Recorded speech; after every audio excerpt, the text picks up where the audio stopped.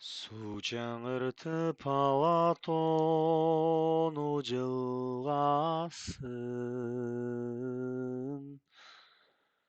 талатын шапторгойлордун ырдашын.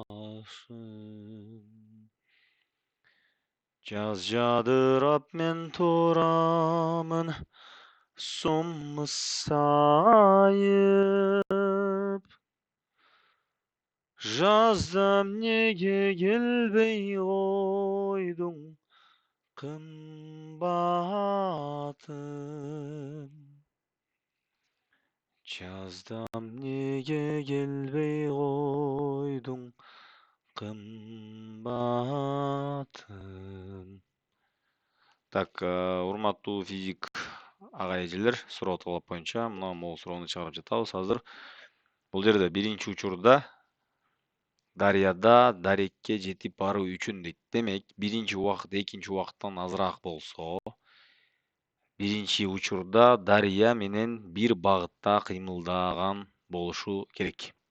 Анткени дарыянын ылдамдыгы кошулуп тезирээк жетет келгенде, жайыраак келди, себеп дегенде дарыянын ылдамдыгына каршы болду. Ошондо баратканда v плюс u. В бул жерде кайыктын ылдамдыгы, кайык болсун, так, кайык болсун, мына кайык окшобой калды үстүндө парусу менен.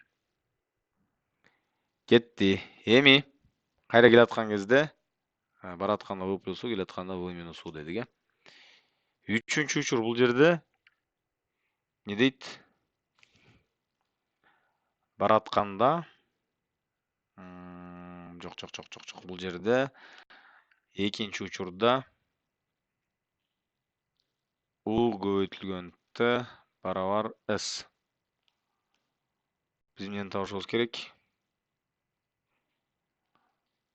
T барабар s бөлүнгөн u. Мына могу отношение табышыбыз керек. Самолюк!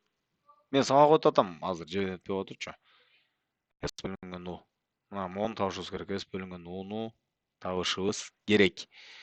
Эмне кылабыз? Бул экөөнү бири-бирине барабарлайбыз. Барабарлап туруп эле. Же болбосо эки жакты бири-бирине бөлүп жатайын башта ортпай эле мына. Тарс буну буга бөлсөм, бул ыргыйт, бул ыргыйт. Бул жерде 3, бул жерде 4 болот. V плюс u 3 бөлүнгөн v минус u көбөйтүлгөн 4. Түшүнүктүү да. Болгону, мону экөөнү бири-бирине барабарласа деле ушул чыгат, эки жакка бөлүп салса деле ушул чыгат. Бул жерде кашан ачам 3v кошулган 3u барабар 4v минус 4u. Эми v'лар бир жакка, u'лар бир жакка ыргытсам 7u барабар v дейт. Демек, дарыянын ылдамдыгы катердин ылдамдыгынан 7 эсе аз экен.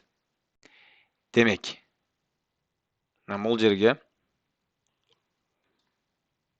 v'нын ордуна, коюп койсом болот, v'нын ордуна эмнени коем? 7u'ну коем.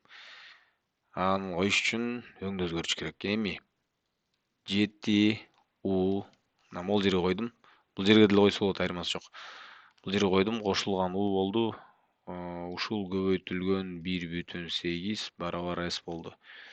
Эми 8u көбөйтүлгөн 1,8 барабар s. Эми 8-ди 1,8ге көбөйтсөк, нечте болду? 14.4 болуш керек да. 8 точка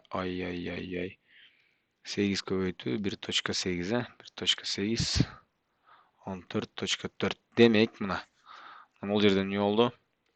14.4 көбөйтүү u барабар s. Демек, s бөлүнгөн u'нун отношениясы эмне болот? Мына бул жерде 14.4 s бөлүнгөн u. Бул эмнеге барабар? T убакытка барабар. Бүттү. Буну кайра көрсөңөр, точно түшүнөсүңөр. Бул жерде мына могу 1-2 теңдемени түзүү.